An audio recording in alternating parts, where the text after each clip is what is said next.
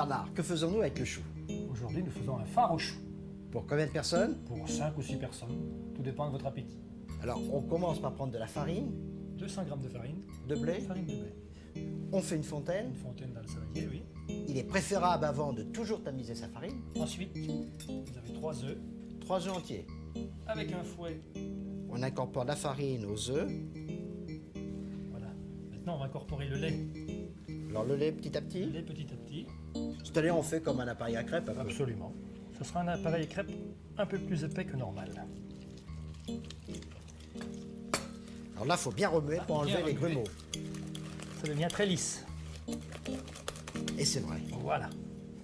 On va donner quelques tours du moulin. Quelques bons tours. C'est toujours rapide, hein. Tours rapides, oui. Hein?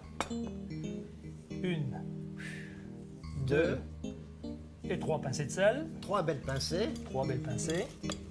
La graisse d'oie qui est bien chaude. Combien de graisse d'oie? 30 g de graisse d'oie. Alors bien chaude, hein, bien fondue chaude, et voilà. chaude. Voilà.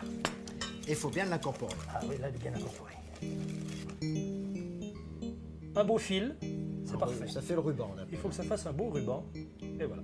Il faut faire ça combien de temps à l'avance? Il faut faire ça 1 heure à l'avance. Il faut laisser reposer la pâte. Alors on fait un phare au chou. Un chou vert, Un chou vert.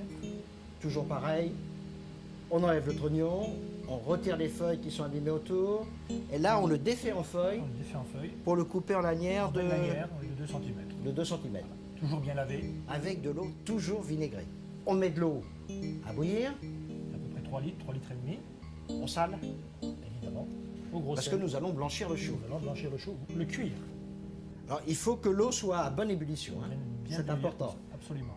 Verse le chou dans l'eau. Voilà. Alors il faut qu'il soit bien immergé, hein. Complètement immergé.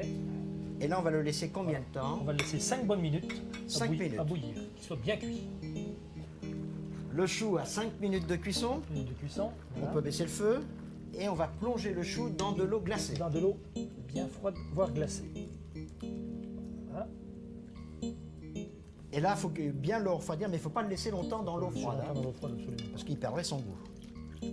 Maintenant, nous l'égouttons complètement. Dans une passoire.